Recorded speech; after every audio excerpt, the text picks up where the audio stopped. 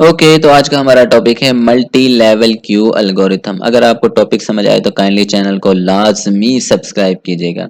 हम पहले other algorithm की बात करें तो हमारे पास एक सीपीयू था और एक हमारे पास रेडी क्यू था। उस रेडी क्यू के अंदर हमारे पास कुछ प्रोसेसेस थे। अब इस रेडी क्यू से हमारे प्रोसेसेस जाते होते थे सीपीयू के पास एग्जीक्यूशन के लिए। अब कौन सा प्रोसेस सीपीयू के पास जाएगा एग्जीक्यूशन के लिए वो डिसाइड करते होते थे हमारे एल्गोरिथम, जिनमें हमारे पास था फर्स्ट कम फर्स्ट सर्व पढ़ा है हमने, शॉर्टेस्ट जॉब पढ़ा था और उसके बाद राउंड रॉबिन एल्गोरिथम पढ़ा। तो अब हम बात करते हैं हमारे मल्टी लेवल क्यू एल्गोरिथम की। तो ये एक रेडी क्यू था हमारे अदर एल्गोरिथम में।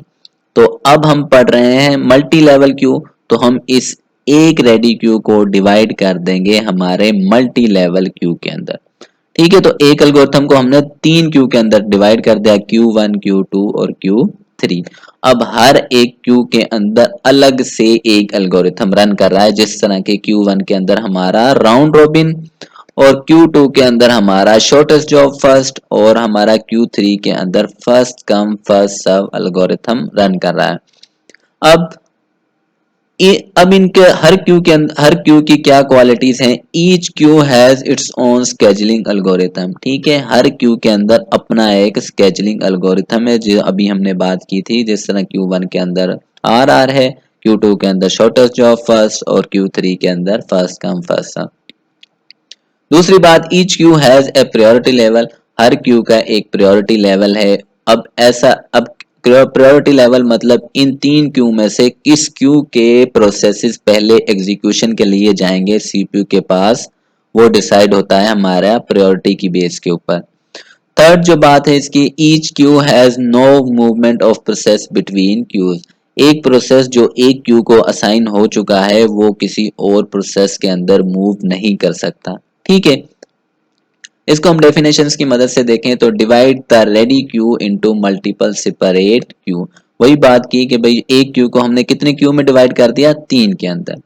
और किसकी बेस पे, इसके प्रोसेस टाइप की बेस के ऊपर डिवाइड किया। प्रोसेस टाइप क्या होती है हम इसको नेक्स्ट देखेंगे, नेक्स्ट स्लाइड में।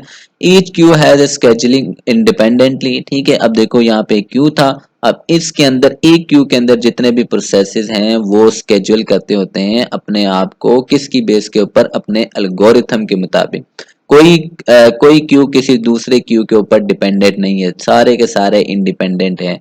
हर क्यू के अंदर जो स्केजुलिंग हो रही है प्रोसेसेस की वो उनके एल्गोरिथम के मुताबिक हो रही है। ठीक है, जैसा कि हमने यहाँ पे राइट किया हुआ है। थर्ड जो इसका पॉइंट है, process are permanently assign to a queue based on type.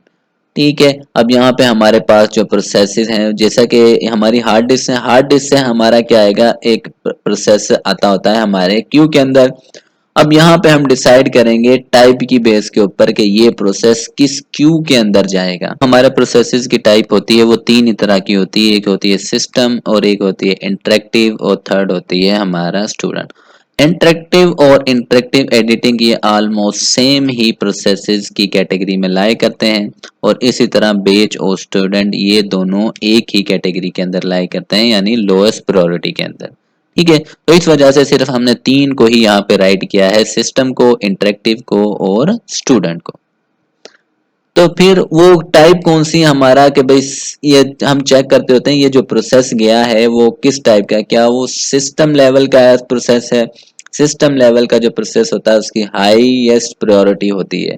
ठीक है, जो हमारे इंटरप्ट्स को हैंडल कर रहा होता है। इंटरप्ट्स मतलब एक दफा जब हमारी इंटरप्ट जनरेट होती है तो हमारा सीपीयू हमारी वर्किंग को रोक देता है और सबसे पहले हैंडल करता होता है हमारी इंटरप्ट्स को।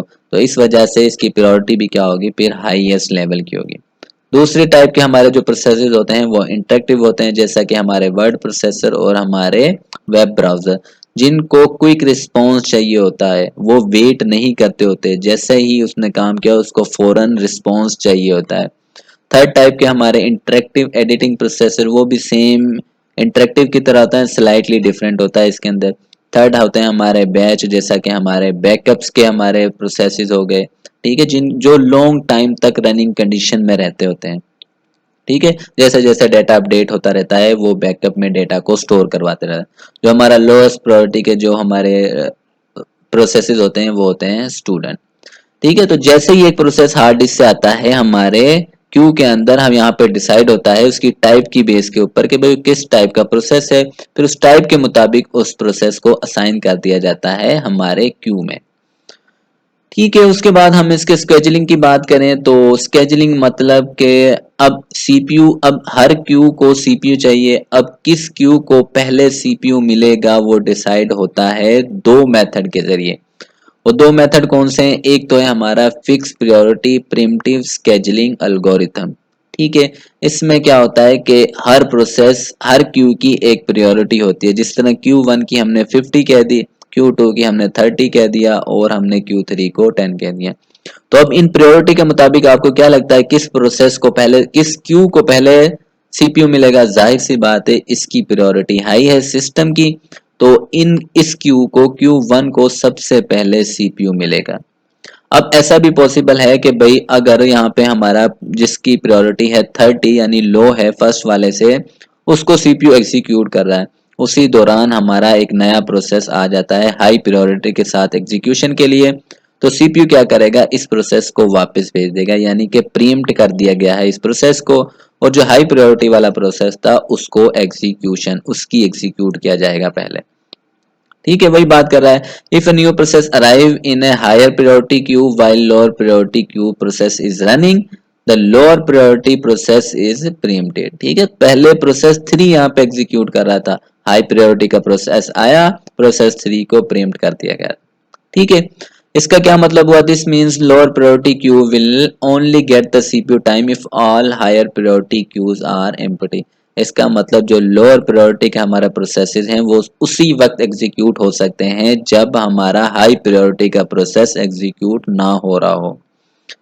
ठीक है, जो दूसरा इसका टाइप, जो दूसरी स्केजुलिंग का जो टाइप होता है वो है टाइम स्लाइसिंग। इसमें क्या होता है कि जो हमारे क्यूज हैं उनमें टाइम डिवाइड कर दिया गया है या परसेंटेज डिवाइड कर दी गई है कि भाई 20% जो हमारे सीपीयू को यूज करेगा वो हमारे सिस्टम लेवल के प्रोसेसिस करेंगे, 50% हमारे इंटरेक्टिव करेंगे और 30% हमारे लोएस्ट प्रायोरिटी यानी स्टूडेंट हमारे सीपीयू का यूज करेंगे। ठीक है, आप, आई होप आपको समझ आ गई होगी। तो अगर आपको समझ ना आई होगी तो क्वेश्चन कर लीजिएगा और चैनल को सब्सक्राइब लाजमी कीजिएगा। ओके।